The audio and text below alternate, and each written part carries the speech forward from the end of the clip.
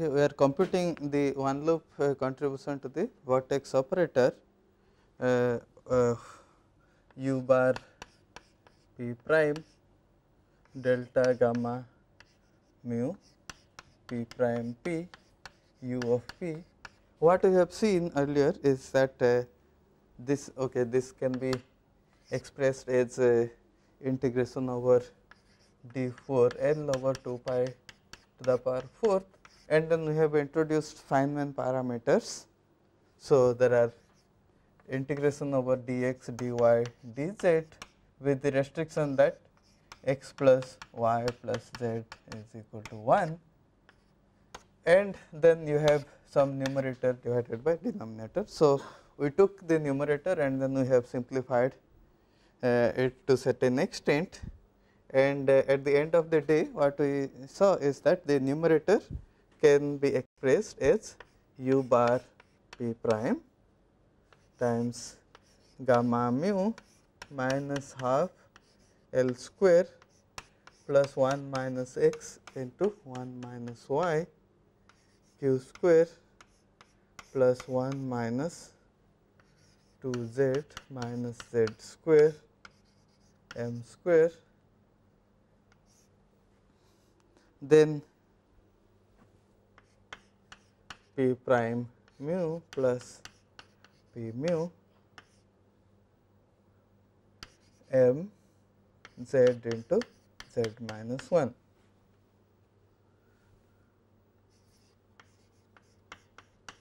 We want to use the Gordon identity and rewrite this in terms of gamma mu times some form factor f1 q square and then sigma mu nu q nu times some other form factor f2 of q square.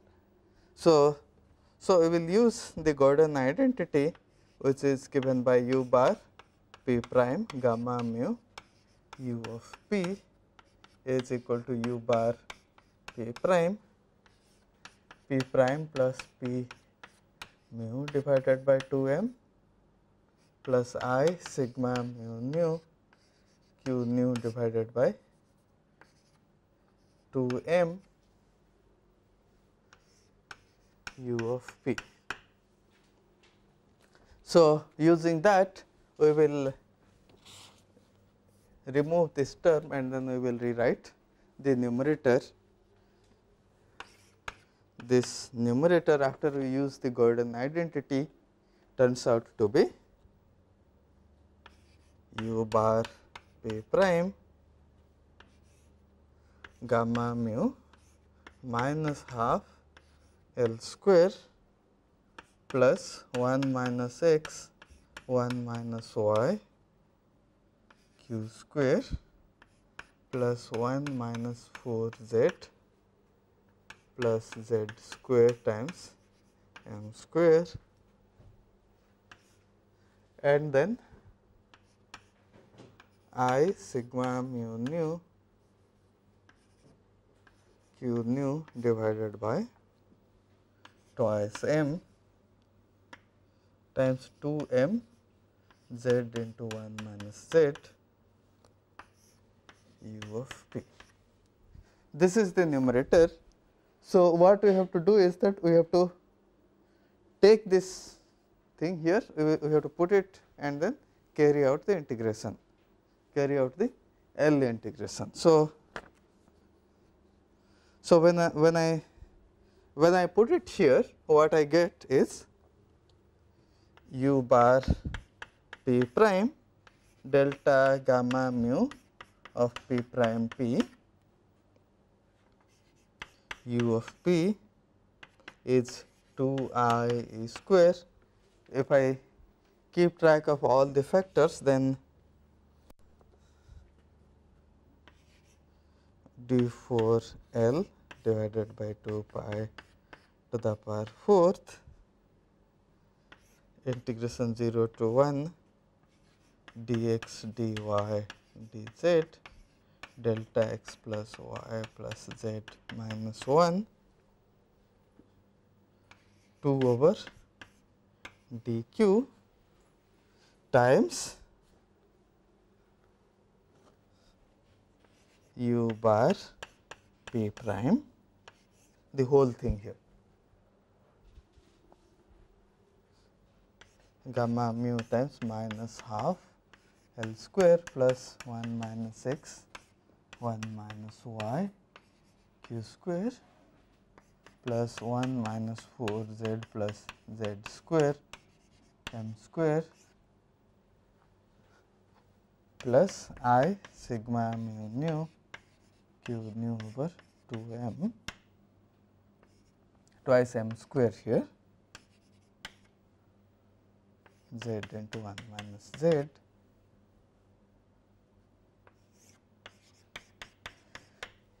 u of p. Remember this d here is a L square minus delta plus I epsilon, where delta is minus x y q square plus 1 minus z whole square m square, and we have argued earlier that the q square here is less than 0. Therefore, this delta is greater than 0. This implies that delta is greater than 0. All right. So, now what we will do is that we will have to carry out this d4L integration. You have to remember that this this has actually a Minkowskian metric, and then in this d square you have L0 square minus L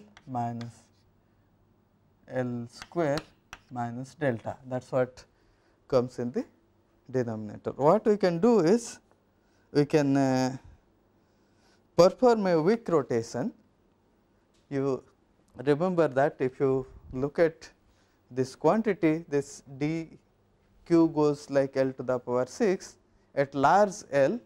This so there are two things. First of all, there are, if you look at complex L0 plane, then there are two poles here and here, because your denominator contains dq, where d is this plus I epsilon. So, at L0 equal to square root of mod L square plus delta minus I epsilon, there is a pole, and then there is one at minus mod L square plus delta plus I epsilon. You can consider the contour integration, this integration, and then what you can do is that, because it if you close this, you can do it in either in any way you want. You can close it and then you can use residue theorem, or what you can do is, because the integrand actually vanishes for large L0, you can also perform a wick rotation, and then you can carry out this integration along this line. Okay. So, this simply amounts to setting L0 equal to I times L0. So, when I do a wick rotation, what I will do is that I will just denote the new variable after new integration variable after wick rotation to be LE. So, the 4 vector LE is such that the 0th component is I L0 and the ith component is Li. So, then the integration here in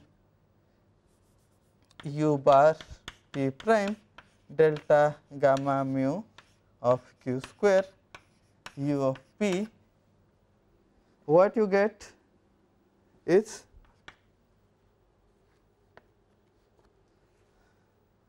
twice I e square integration dx dy dz 0 to 1 times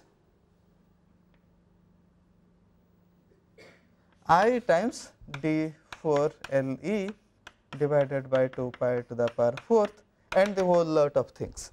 Okay. Or in other words, so the integration in both the terms here, if you notice here, you have two different kinds of terms. One of them involves integration over a bunch of quantity times L0 L square divided by d cube, and then there are other things which actually involves an integration which is of this form 1 over d cube. So what we need to do, if you look at this, is there are two different kind of this tells us that you need to evaluate integrations of this kind d4L divided by 2 pi to the power 4th 1 over L square minus delta to the power m. For our purpose m is actually 3, and the other L integration that we need to evaluate is of this type d4L divided by 2 pi to the power 4th L square divided by L square minus delta to the power m. These are the two different kind of integration that we need to evaluate. If we perform a weak rotation, then this integration d4 L over 2 pi to the power 4th 1 over L square minus delta to the power m, this goes to I because of the weak rotation divided by minus 1 to the power m, because the whole thing gets a minus sign. So, minus 1 to the power m and 1 over 2 pi to the power 4th d4 LE 1 over LE square plus delta to the power m. Now, you work in the Euclidean space, and then the integrand depends on LE square, the length of the vector LE. So, you can go to spherical polar coordinate in 4 dimensional Euclidean space and then carry out this integration. So this integration here is, why is there a minus I? Huh? Yeah. dL0 is, L0 goes to, okay, so let's call LE, which is such that minus I L0. Is this what you say? LE is minus I will define LE to be I times L0. Huh? dL0, okay, so L0 is I times dL0. Okay, so you just take this to be, there is a minus I here, and then it's everything is fine. It's just if the variable along this is L0, then this sign actually will choose the direction and along which you carry out the integration. Okay.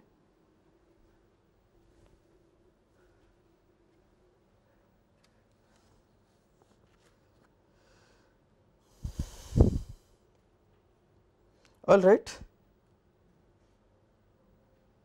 Now, it is I divided by I times minus 1 to the power m over 2 pi to the power 4th and d omega 3 0 to infinity dLE in 4 dimensional Euclidean space. dLE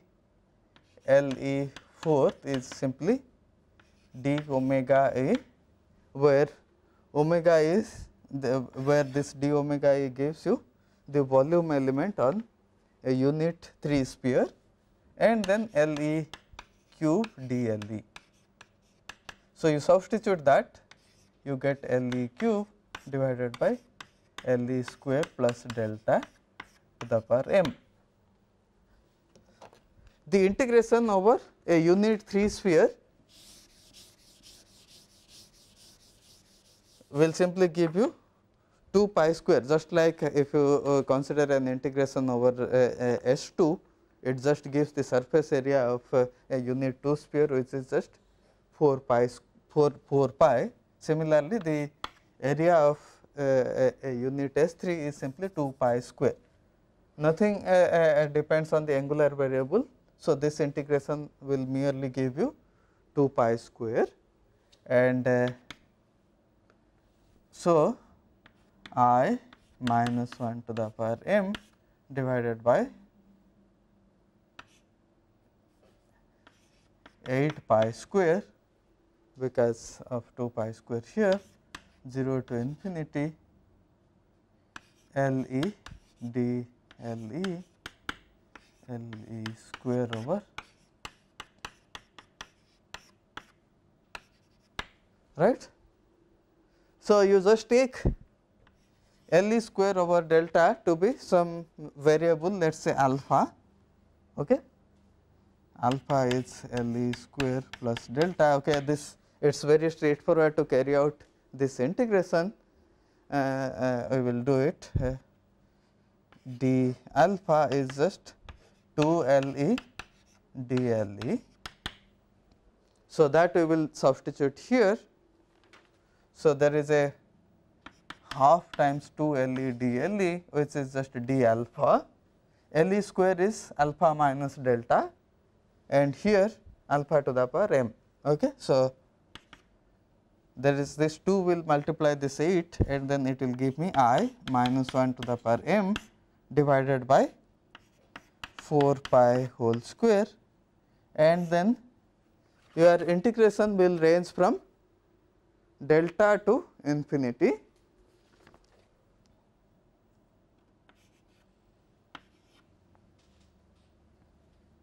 This is delta minus alpha divided by alpha to the power m. Okay. So, now you know alpha to the power m. How to carry out this integration? I will just write the answer. It is at the end of the day, it is just I minus 1 to the power m divided by 4 pi square 1 over m minus 1, m minus 2, 1 over delta to the power m minus 2.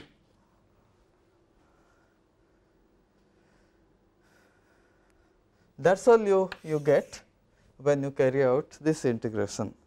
In a similar way, you can carry out this integration with an L square in the numerator.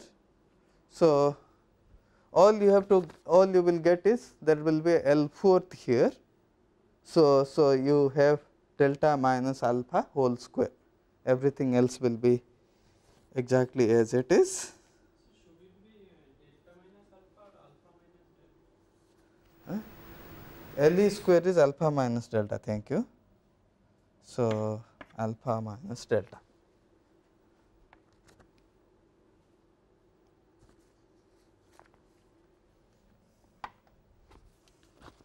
So, I will write down this answer to this integration here.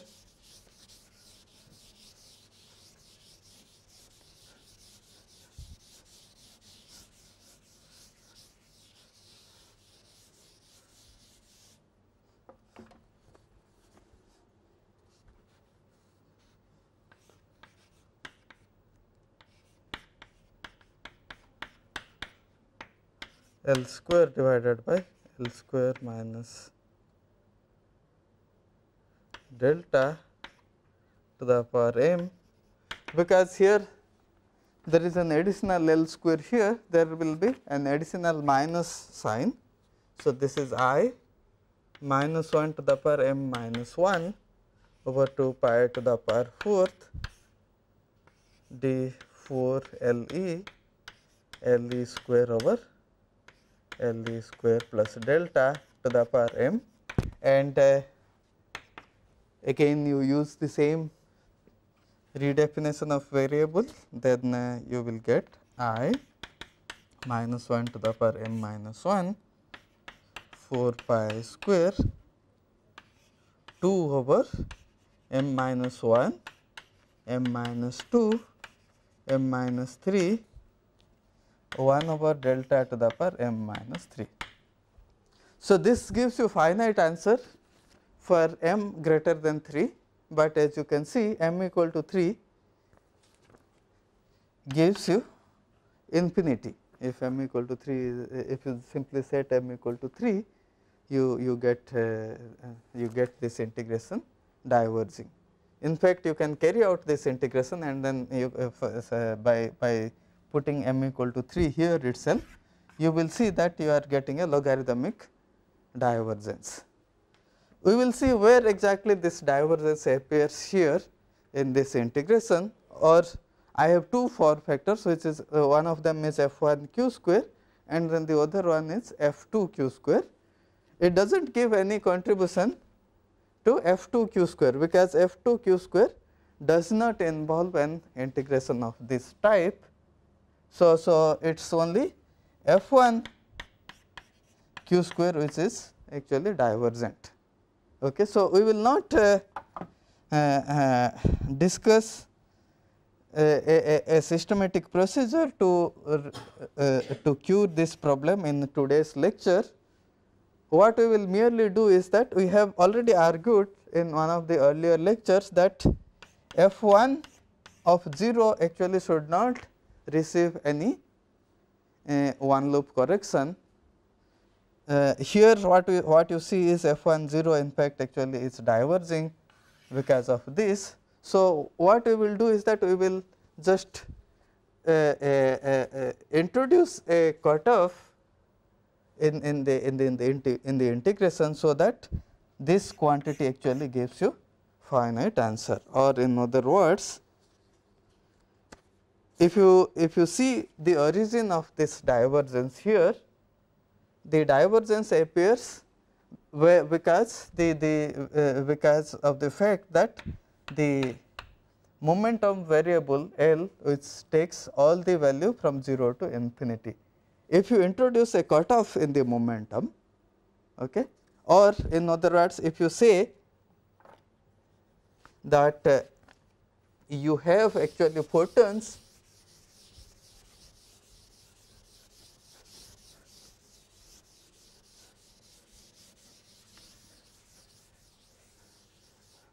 So, if you look closely, this appears because of this variable L, which takes all the way from 0 to infinity. So, you just put a cutoff in the momentum of the photon propagator. So, you have this intermediate photon which for which the propagator is this, and then this here the k actually takes all the way from 0 to infinity.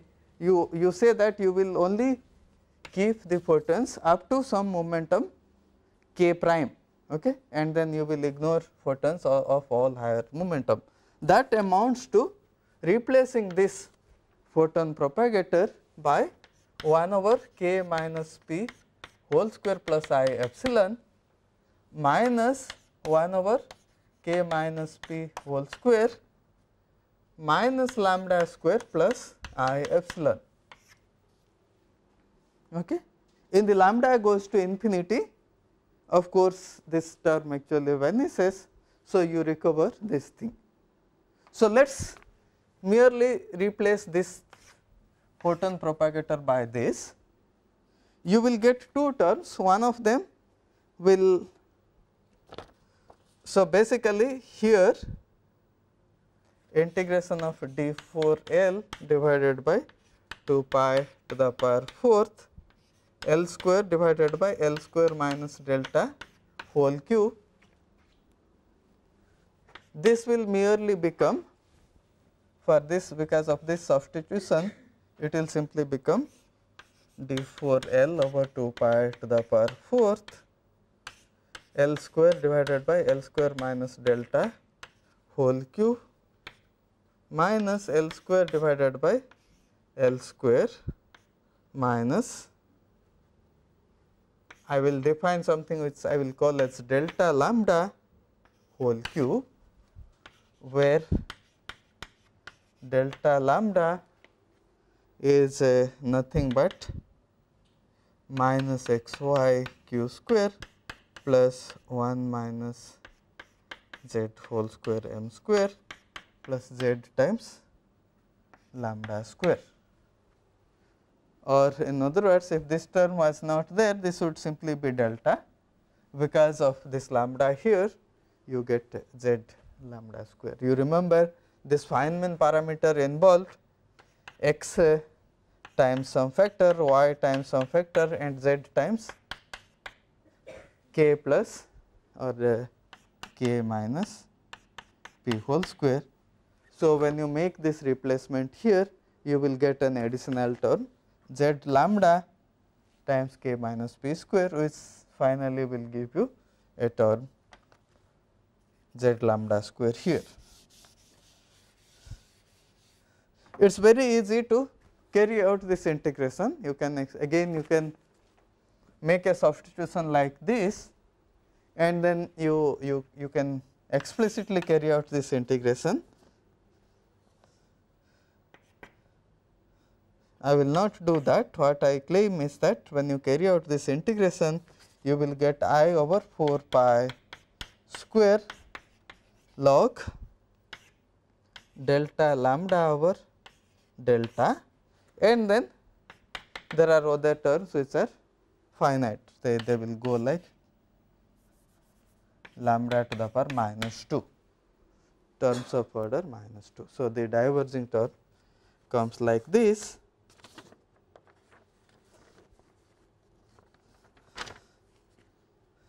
So, we will,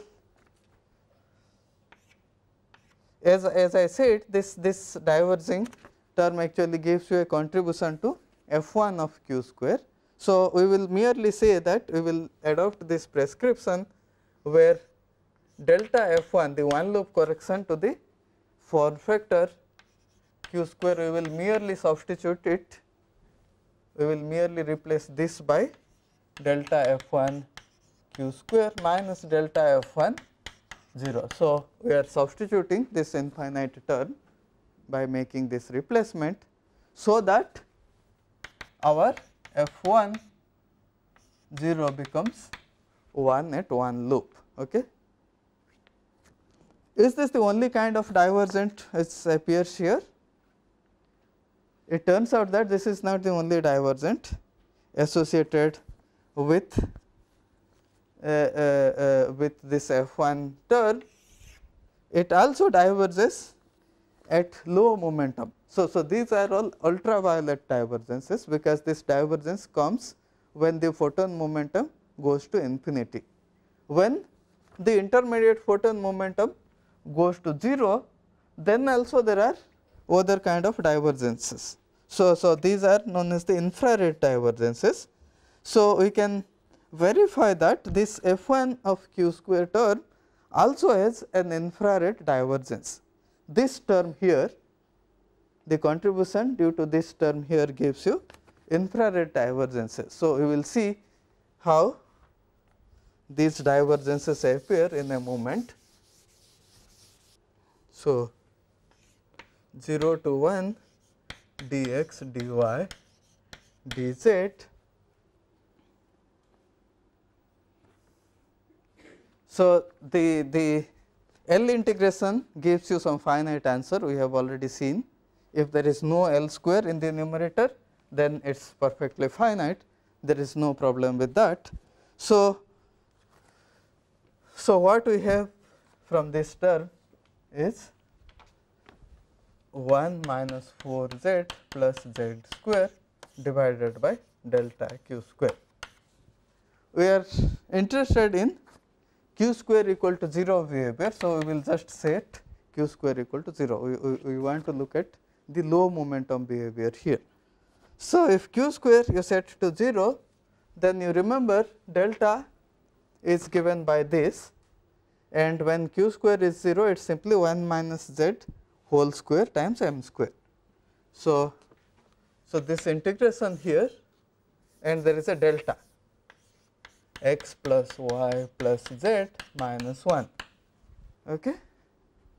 So, 0 to 1 dx dy dz delta x plus y plus z minus 1 and 1 minus 4 z plus z square divided by m square into 1 minus z whole square. You can see that this you can just use this delta function to remove the x integration, nothing depends on x. Therefore, this integration becomes 0 to 1 dz, 0 to 1 minus y dy, 1 minus z minus y dx delta, right. So, this integration gives you 1 because nothing in the integrand depends on x. So, it is simply 1 minus 4 z plus z square over m square 1 minus z whole square. I will just erase this part from here.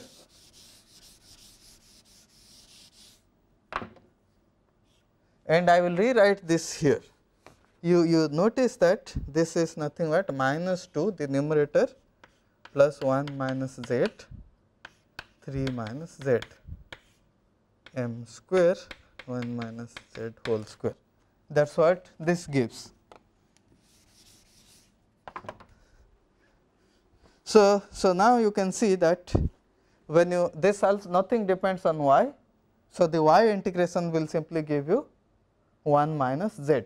Okay. So, at the end of the day you will get 0 to 1 dz and the first term will give you minus 2 over m square 1 minus z, and then you will get other terms which does not have 1 minus z in the numerator in the denominator. Okay. Nothing in the denominator. Those will be finite when you do this integration, but you see because of this 1 minus z here there is a divergence in this integration. So, this is a divergent term. We will say that this divergence actually can be removed if you put a cutoff from the below. We will see how actually I mean systematically you can cure this divergence also, but not in today's lecture.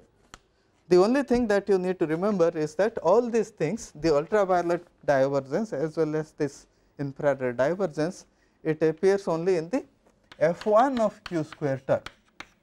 None of these terms appear in the f2 of q square term. f2 of q square is what we were interested in. If you remember, we wanted to compute the correction to the anomalous magnetic moment of electron, which is given by the f2 q square term, the first order correction to f2 q square. So, let us compute the correction to f2 q square. You can read out the form factor from this integration here, and if you go back and check the definition of the form factor, then you will find that f2 of q square is nothing but alpha over 2 pi times 0 to 1 dx dy dz 2 m square z into 1 minus z divided by m square 1 minus z whole square minus x y q square. This is your delta. Okay. So,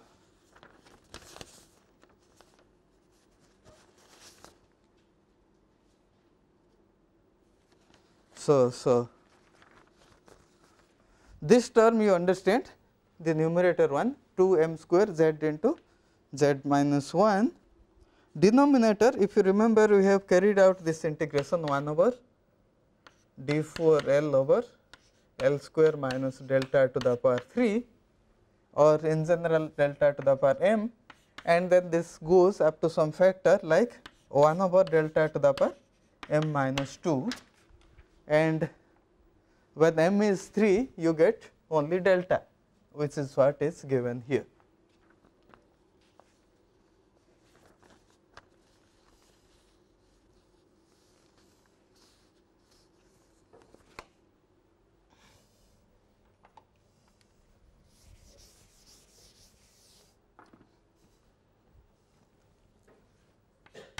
F2 q square equal to 0 is what is the correction term, and when q square is equal to 0, what I get is alpha over 2 pi times 0 to 1 dx dy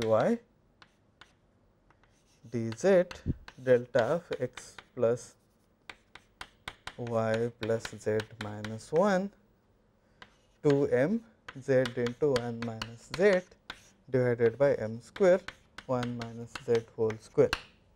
Okay. So now you can see this 1 minus z cancels this one, again this x integration turns out to be trivial, and what you get is alpha over 2 pi 0 to 1 dz 0 to 1 minus z dy times twice m z divided by m square 1 minus z twice m square. Okay. So, m square also cancels, this gives you a 1 minus z factor which again cancels. So, you at the end alpha over 2 pi 0 to 1 dz times twice z. This is just 1. So, this implies f 2 of q square equal to 0 is simply alpha over 2 pi. So, there is no f 2 at 0th order term in f 2 equal to 0 for this diagram.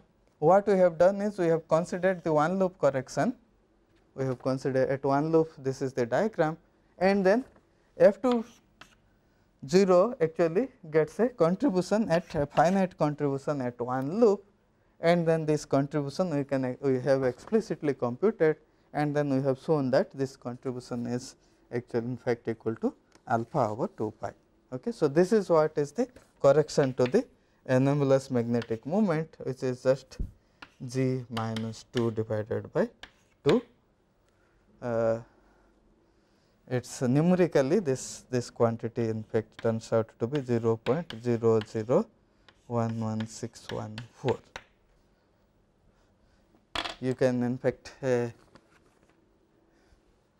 compute the higher loop corrections also, the correction of order alpha square and so on, that will change this number slightly. Experimentally you can measure this anomalous magnetic moment, and then you can compare this with the prediction given by quantum field theory, and then it turns out that this in fact remarkably agrees, the experimentally measured result agrees with the one that you compute from quantum field theory to a remarkable accuracy. Okay. So, all right.